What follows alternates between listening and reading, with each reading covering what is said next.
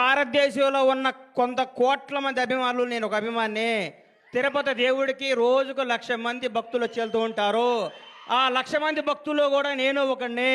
నేను ఒక్కడనే భక్తుడిని కాదు, నాలాంటి కోట్ల మంది భక్తులు నేను ఒకడిని. మీలాగా నేను పూజిస్తాను, మీలాగా నేను ప్రేమిస్తాను. నేను మీలో ఒకడిని. మీకంటే నాకు ఏ ఎక్కువ క్వాలిఫికేషన్ లేదు. ఓజీ బ్లాక్ బాస్టర్ అవ్వాలని మీతో పాటు నేను కోరుకుంటున్నాను. అది తప్పకుండా బ్లాక్ బాస్టర్ అవుద్ది. అంతే. Thank you. ఈ సినిమా గురించి మాట్లాడతాను.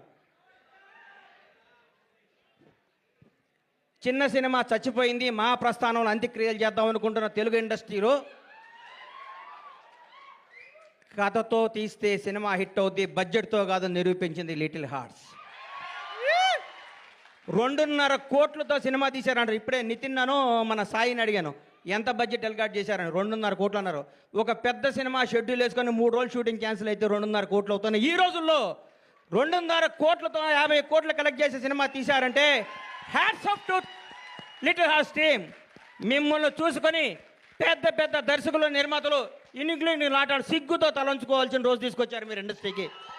నిజంగా ఇక సినిమా చూడండి, చిన్న సినిమా చూడండి, పెద్ద హీరో 500 కోట్ల బడ్జెట్ ఉంటుంది తీస్తారన్న రోజుల్లో 2.5 కోట్లతో యావత్ తెలుగు ఇండస్ట్రీ, తెలుగు సినిమా, తెలుగు ప్రజలందరినీ థియేటర్కి పరిగెత్తించారు. నేను సినిమా థియేటర్కి వెళ్ళి దాదాపు 5-6 సంవత్సరాల నుంచి నేను ఒక థియేటర్ ఎగ్జిబిటర్గా, నా థియేటర్ కూడా నేను సినిమాకి వెళ్ళలేదు. ఈ మధ్య నాకు ఫస్ట్ డే సినిమా చూడాలనిపించింది, మిరాయి సినిమా. ఆ రోజు వెళ్ళాను. ఈ సినిమాను లవ్ చేశాను. ఇవాళే ఈ సినిమాకి ఫంక్షన్ రావాలని ఫిక్స్ అయ్యి వంశీని అడిగాను, వంశీ కొద్దిగా టికెట్ చెప్పా సినిమాకి వెళ్తానని. మా థియేటర్లో ఆడుతుంది, నాకు కుదరలేదమ్మా, క్షమించు. సినిమా చూస్తే దీని అమ్మ ఇది కదా సినిమా అంటే, ఇట్లా ఉండాలి కదా సినిమా అంటే. ఇది వాస్తవం, సినిమా కాదు. మా నాన్నకి నాకు జరిగిన స్టోరీ ఇదంతా.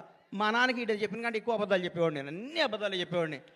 షాద్ నగర్లో ట్రైన్ ఎక్కి, కాచిగూడలో ట్రైన్ దిగి, దీపక్ థియేటర్లో సినిమా చూసి, మళ్ళీ ట్రైన్ ఎక్కి షాద్ నగర్ పోయి స్కూల్కి వెళ్ళి వచ్చాను అబద్ధం చెప్పేవాడిని.